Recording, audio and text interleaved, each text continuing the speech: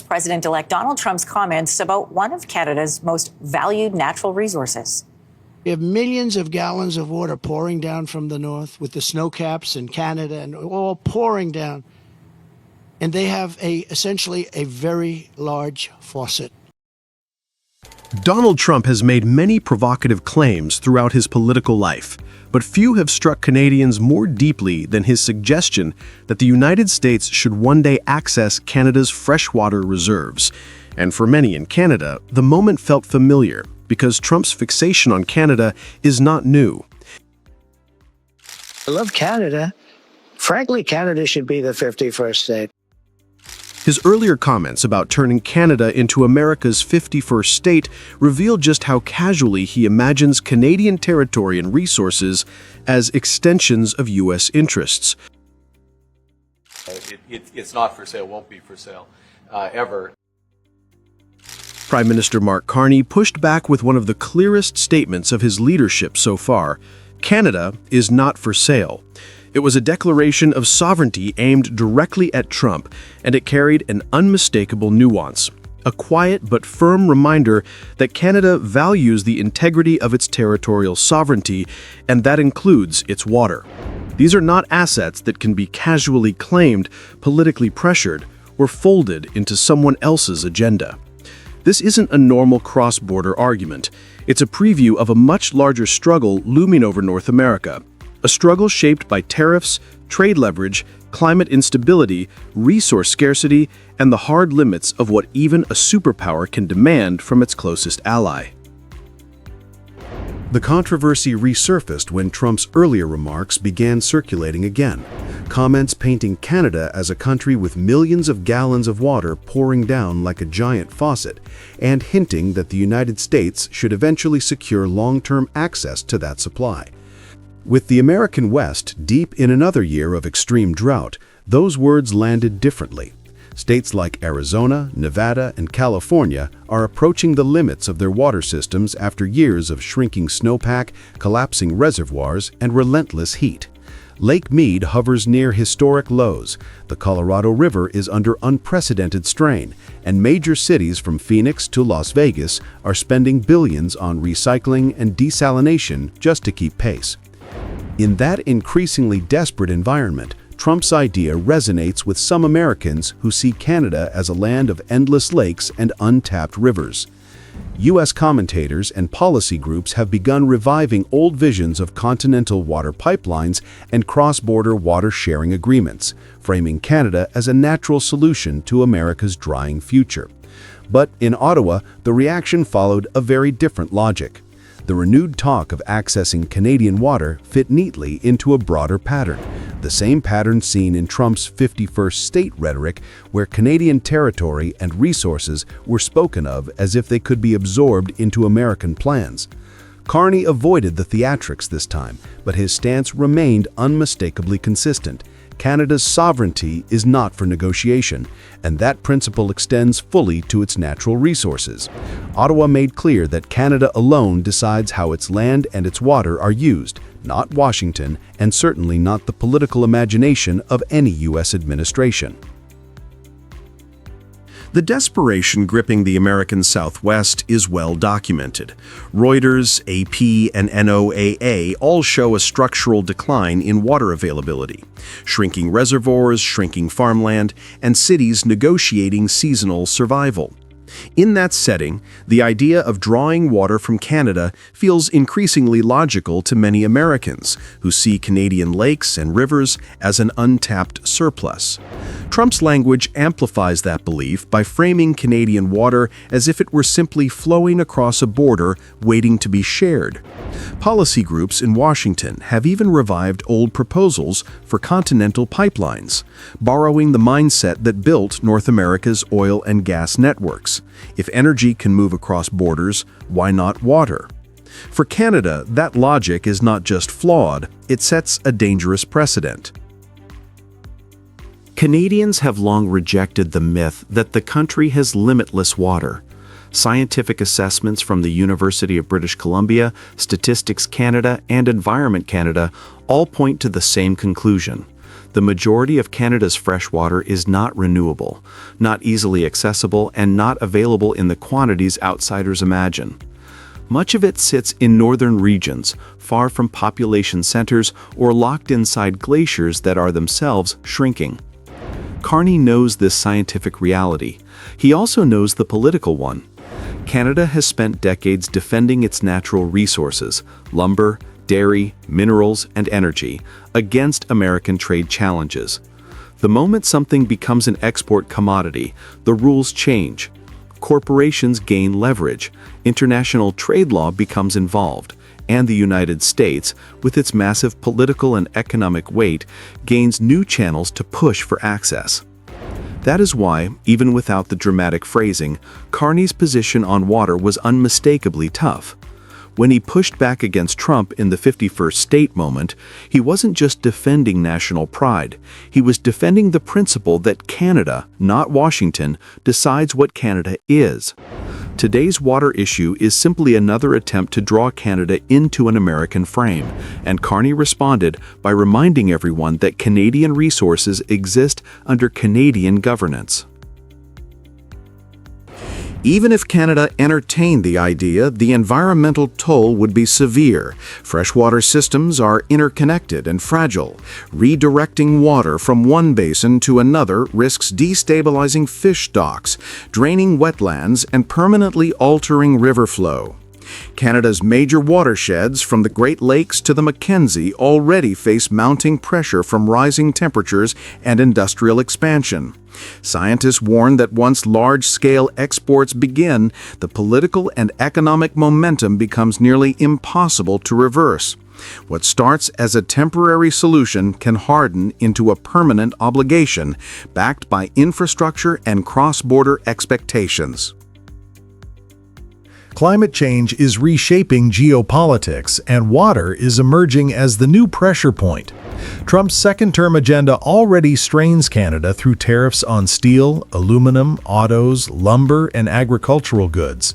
Water, even if not formally demanded, now sits in the background as a strategic interest the U.S. may pursue as drought deepens.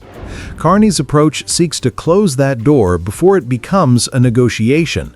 By grounding the debate in sovereignty rather than emotion, he reinforces Canada's political position and connects today's issue to past provocations like the 51st state remark. It sends a clear message: Canada will not be redefined by American expectations or political fantasies. The clash between Trump and Carney over water is not a trivial dispute. It is a first chapter in a future where nations will battle not over trade deals or tariffs, but over fundamental resources that determine survival. Canada's stance reflects a deeper strategy: protect what must be protected now before climate pressure turns questions into demands. The United States will continue facing a worsening water crisis, and its leaders, Trump or otherwise, may return to Canada with new proposals. The real question is how Canada prepares for that moment and whether it can safeguard its sovereignty in a world where water is emerging as the most strategic resource of the century. We have to focus on what we can control. We can't control, I can't control Donald Trump, I gotta tell you. Actually, I can't let him think I'm controlling him is maybe a better way to do it. The lights of Brampton shimmered in gold and violet as Canada's Prime Minister Mark Carney stepped onto the stage of the Trillium Diwali Gala. What seemed like a simple cultural celebration quickly became something more. Surrounded by community leaders and half his cabinet, Carney used the language of light and generosity to deliver a message that reached far beyond the hall. His words marked a turning point in how Canada faces the pressure from Washington. While President Donald Trump tightened tariffs and pulled manufacturing jobs back to Illinois, Carney stood before Canadians with a different vision, one that didn't rely on confrontation or retaliation, but on strength from within. Over the past year, Trump's aggressive trade policies have reshaped North America's economy. His administration imposed tariffs of 25 to 100% on a wide range of imports, including steel, aluminum, autos, and heavy trucks. The stated goal was to protect American industries and bring production home. Instead, it fractured long-standing trade relationships and left allies scrambling for stability. In that context, Carney's Diwali speech became more than a festive address. It was a declaration that Canada will endure and adapt, even as its largest trading partner grows unpredictable. Is we have to take care of each other. We can give ourselves, and we are beginning to give ourselves more than the Americans can ever take away. Carney outlined 3 lessons Canada has learned through this turbulent year. Each one, while wrapped in optimism, was grounded in a hard political reality. The first was about control. We can't control what happens outside our borders, but we can control what happens here at home. Behind that simple line lies an entire economic strategy, redirecting focus inward. The Carney government has launched an ambitious plan to expand national housing, develop new trade and energy corridors, and invest in infrastructure designed to reduce dependence on U.S. routes. The second lesson was about solidarity. Canada's middle class and industrial workforce have been directly hit by Trump's tariffs. When Stellantis decided to move Jeep Compass production from Brampton to Illinois, about 3,000 Canadian jobs were lost. In response, Ottawa introduced tax cuts on income, capital gains, and first-time homebuyers, while committing support programs for displaced workers in auto manufacturing and steel. The message was clear: Canada will protect its people, not through retaliation, but through resilience. The third lesson centered on security. In the days leading up to Diwali, Carney's government announced the hiring of 1,000 new border officers and 1,000 new RCMP agents, alongside stronger laws against home invasions, car theft, and human trafficking. These actions were framed as part of a broader effort to defend Canada's sovereignty in an age of global uncertainty. By the time Carney reached his closing remarks, it was evident that this was not just a cultural speech, it was a political roadmap disguised as a celebration of light. The results of this quiet strategy are starting to show. While Trump's tariffs were meant to push jobs and capital into the United States, they have produced unexpected effects across the border. According to Statistics Canada, manufacturing investment within Canada rose by nearly 7% in the first half of 2025, with significant growth in clean energy, construction materials, and logistics. The federal government has channeled more than 12 million Canadian dollars in community fundraising through initiatives like the Trillium Foundation, which now supports major projects such as the new Peter Gilgan Mississauga Hospital, set to become the largest in the country. International investors are also taking notice. European and Asian firms seeking stability are increasingly choosing Canada as a regional base, citing predictable regulation and political moderation. While American ports remain congested by tariff bureaucracy, Canadian trade corridors through Vancouver, Halifax, and Montreal are handling record container volumes, according to Transport Canada's August 2025 report. Carney's government is capitalizing on this momentum. His fiscal team is working to expand domestic production incentives while diversifying trade with partners in Europe, Japan, South Korea, and Pakistan, countries that have all signed bilateral deals with Washington this year but maintain active ties with Ottawa. In short, what began as defensive adaptation is turning into a strategic transformation. Canada, once vulnerable to every economic tremor from Washington, is learning to stand on its own. The brilliance of Carney's approach lies not only in economics, but in symbolism.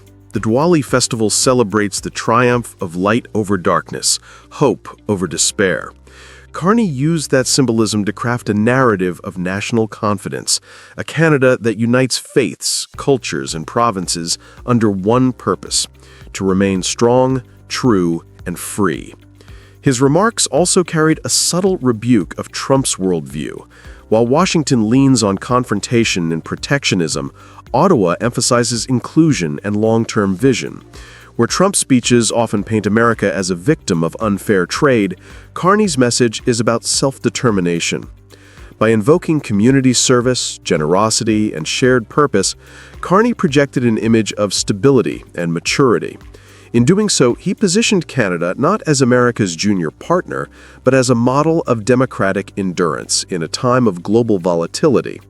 For ordinary Canadians, the meaning is clear. Even in an era of trade wars and shifting alliances, the country's strength lies not in retaliation, but in its ability to adapt and rebuild. The irony is striking. Trump's tariffs were designed to make America stronger and its neighbors weaker. Yet, nearly a year into his second term, evidence suggests that the strategy has backfired. By imposing blanket import duties of 25% to 100% under Section 232 and the International Emergency Economic Powers Act, Washington triggered inflation and disrupted supply chains. The U.S. Chamber of Commerce and the World Trade Organization have both warned that these measures are raising domestic prices and discouraging investment. American automakers now face higher component costs, while construction firms report delays and shortages of imported materials. Meanwhile, the very industries Trump hoped to control, autos, energy, and steel, are facing competitive pressure from an increasingly self-sufficient Canada. The Stellantis shift, once hailed as a political win for Trump, now looks like a temporary gain overshadowed by Canada's broader industrial realignment. In North America's new balance, Canada's calm persistence contrasts sharply with Washington's volatility. Trump built walls of tariffs, but Canada built corridors of trade. Trump relied on pressure, while Carney relied on partnership. And in that difference lies the quiet reversal of power. The Diwali Gala in Brampton will likely be remembered as more than a celebration. It was a signal to both Canadians and Americans that the old order of dependence is fading. From the glow of festival lamps emerged a new idea of economic independence, one not defined by reaction but by renewal. And as the crowd rose to applaud, the message became unmistakable. The light that shines from Canada's stage is now illuminating the cracks in Trump's economic fortress. What's the advantage of making... So we asked Ontario's Minister of Energy and Mines, why more nuclear? We are the developer building out the first small modular reactor in the G7 before the Americans and the Brits and the French. Here we are, Ontario, and I want Canadians to be proud. Like, we have to flex our muscle. Why is Canada betting billions on small modular nuclear reactors just as its trade tensions with the United States reach a breaking point? In Ontario, construction cranes rise over the Darlington new nuclear project, where Canada is building the first small modular reactor in the entire G7. It's a historic step that signals more than a technological milestone. It's a declaration that Canada intends to lead its own industrial future. For decades, American policy dictated the rhythm of North American industry. Trump's tariffs were designed to tighten that grip even further. Yet Canada's response isn't confrontation, it's reinvention. By investing in next-generation nuclear power, Carney is transforming economic pressure into industrial pride. The SMR project at Darlington isn't just about clean power, it's about reclaiming the right to decide what kind of country Canada wants to be. The Darlington new nuclear project is part of a massive transformation led by Ontario Power Generation. It's not just another energy project, it's the cornerstone of Canada's new industrial narrative.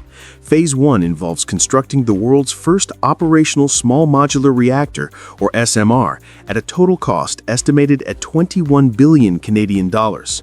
Once all 4 units are complete by the mid-2030s, they'll generate 1,200 megawatts of electricity, enough to power about 300,000 homes. According to Ontario Power Generation, the build will sustain around 3,700 jobs every year for the next 65 years, creating one of the longest industrial employment pipelines in the country's history.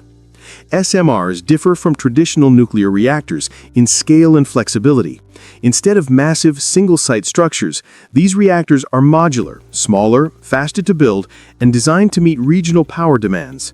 The model chosen for Darlington was co-developed by GE Vernova Hitachi, a US-Japanese alliance, while the main reactor vessel is being manufactured in Cambridge, Ontario. For Canada, this is more than an engineering milestone. It's proof that advanced nuclear technology, something long dominated by the United States and Europe, can now be pioneered north of the border. Ontario's Minister of Energy called the project a moment to flex our industrial muscle. That sentiment captures the mood across the country, pride mixed with quiet defiance. In a world where Trump's America champions domestic dominance, Canada is proving that leadership can come through innovation, not intimidation. Yet even as Canada builds a new foundation of industrial strength, one vulnerability remains: the fuel itself. The Darlington reactor will rely on enriched uranium, something Canada cannot yet produce domestically.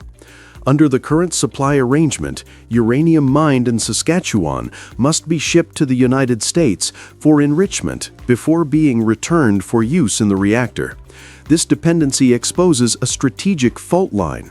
Experts warn that the U.S. could interrupt the flow at any moment, especially under Trump's hardline America First policy.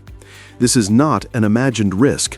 During the last year, Washington has already used resource dependencies as leverage in other sectors, such as automotive steel and electric vehicle components. The possibility that enriched uranium could become another political weapon is real, and Canadians know it. Ontario Power Generation has moved quickly to reduce that risk. The agency has opened talks with a French supplier to diversify sources and has encouraged the federal government to explore future domestic enrichment capacity. What began as a weak link in the chain is now sparking an accelerated effort to close Canada's strategic gaps. Ironically, the pressure from Washington has forced Ottawa to do exactly what Trump never intended: to become more self-reliant. By trying to dominate North America's energy market, the U.S. has pushed Canada toward deeper industrial independence. Behind the technical blueprints lies a powerful political calculation. Mark Carney has made the SMR project one of 5 flagship national infrastructure initiatives, placing it alongside major green energy and digital connectivity programs. His vision is simple but bold: to rebuild Canada's economic backbone through strategic, long-term investments that no tariff can threaten. The strategy follows months of industrial strain. The Stellantis Jeep relocation from Brampton to Illinois earlier this year cost Canada about 3,000 auto sector jobs, a painful reminder of how vulnerable the country remains to U.S. corporate decisions. In response, Carney's message to Canadians has been consistent. The path to security lies not in retaliation, but in transformation. He has encouraged Canada's massive pension fund system, worth over $3 trillion, to reinvest domestically, channeling capital into energy, infrastructure, and advanced manufacturing projects like Darlington. This Invest in Canada shift marks a cultural change, a return to building rather than buying, producing rather than importing. The SMR effort also reinforces Carney's broader pledge to make Canada a clean energy superpower by 2040. Unlike Trump's administration, which has rolled back environmental regulations and prioritized fossil fuels, Canada is trying to pair climate responsibility with industrial sovereignty. In that sense, Darlington is not just about power generation. It's about proving that Canada can chart its own economic course even while standing next to a superpower. Across Ontario, workers are welding reactor cylinders that will one day power cities. Each bolt and steel plate represents more than construction. It's a quiet declaration of independence. Trump's trade war may have been designed to pull industries back to American soil, but its ripple effect has awakened something unexpected north of the border. Canada, once seen as the junior partner in the North American economy, is now embracing a new kind of leadership, one grounded in science, innovation, and resilience. The Darlington Small Modular Reactor has become a national symbol. It unites engineers, policymakers, and workers under a single idea that Canada's future must be built by Canadians, powered by Canadian resources, and guided by Canadian values. The road ahead will not be simple. Costs could rise, supply chains could tighten, and political headwinds from Washington will persist. Yet the determination behind this project reflects something deeper than economics. It reflects a belief that pressure creates strength, that Canada's pride is forged, not gifted. As the concrete sets at Darlington and the cranes move into place, the message is unmistakable. Carney's government is not just building a reactor, it is building a nation prepared to stand tall in an era of uncertainty. Canada's bet on small modular reactors is a wager on its own resilience, a statement that no tariff, policy, or political storm can shake a country that chooses to believe in itself. This is Canada's industrial pride reborn, confident, determined, and unafraid to lead.